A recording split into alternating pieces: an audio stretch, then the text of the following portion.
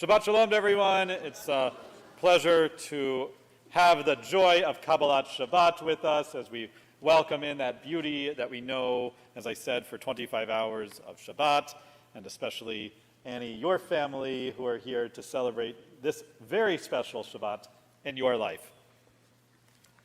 This past Monday, Sunday night and Monday, we celebrated Rosh Chodesh Elul, the start of that final month of our Jewish calendar. In case you needed any alerting, Rosh Hashanah is now just a little bit less than a month away. And we began blowing the shofar that morning, but in addition to blowing the shofar, we had another part to our liturgy for this entire month, and actually it continues till almost the end of Sukkot. Each evening and morning, we recite Psalm 27, as I said, till almost the end of the holiday of Sukkot. So many people have asked, why out of all of the Psalms and all of the beautiful texts that we have in our Tanakh, in our Talmud, why did the rabbis choose Psalm 27 for this season? Some even ask, why not recite just the 13 attributes of God, which we know as the core part of the Slichot service and prayers that we'll begin reciting in the Ashkenazi world in just about 2 weeks from now. Psalm 27 begins with these words, Adonai is my light and help. Whom shall I fear? Adonai is the stronghold of my life. Whom shall I dread?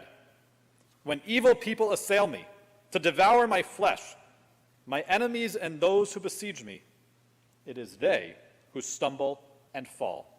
Should an armed camp be arrayed against me, my heart would show no fear.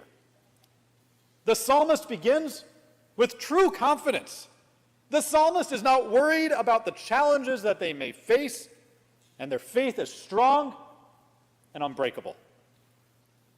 It's a good place to be, except that confidence begins to erode during the psalm. The following verse, perhaps the most famous line of the entire psalm, highlights this transition. Achal sha'alti me'et Adonai, ota avakesh. Shivti b'veit Adonai, kol yamei chai. One thing I ask of Adonai, this is what I seek, God, to dwell in the house of God all the days of my life, to behold God's peacefulness and to pray in God's sanctuary. What happened to that confidence that everything was just going to be okay? Now, there's one request that God, I need you to do for me. And in some ways, is the psalmist no longer confident that actually may happen? Furthermore, the next line in the verse, in the psalm, refers to God's sanctuary with rather interesting ideas. A sukkah and a tent. Structures that we know are flimsy, are meant to fall over, and are vulnerable. So from the beginning of the psalm, we would probably expect that God's sanctuary would be a bit sturdier, perhaps a castle, a fort. Yet, that is precisely not what we get when we think about God's sanctuary in the second half of this psalm.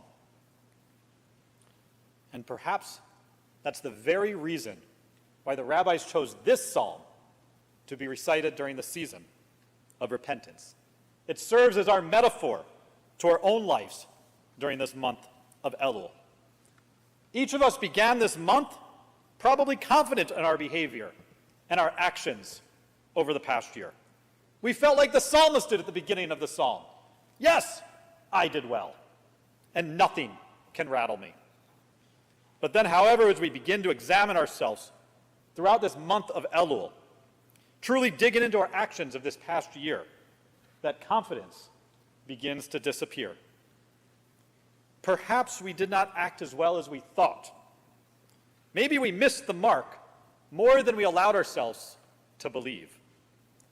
Therefore, that confidence that we had at the beginning of the month begins to erode. And we're left contemplating, how are we viewed in the eyes of God as we approach the end of this month, the very end of Elul, therefore, the beginning of Rosh Hashanah. Each of us is literally praying during this month, and then those 10 days between Rosh Hashanah and Yom Kippur, literally praying for God to allow us to dwell in God's sanctuary in the year ahead. And it's beneficial that we become a bit vulnerable as we do this. Because only with vulnerability and brokenness are we able to grow and to change. As we go through these next 3 weeks, Elul is meant to challenge us. Teshuva, turning our behavior, or more commonly translated as repentance, requires us to first acknowledge a mistake.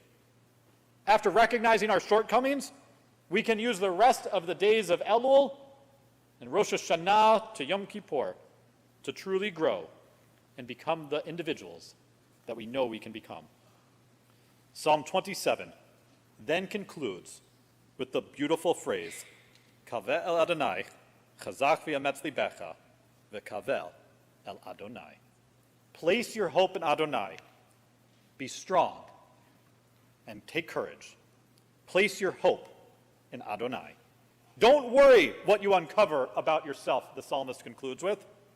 If you do tshuva properly, we are reminded that God is indeed compassionate and forgiving, always taking us back in love and fulfilling our prayers to dwell all of our days in God's sanctuary. Shabbat Shalom.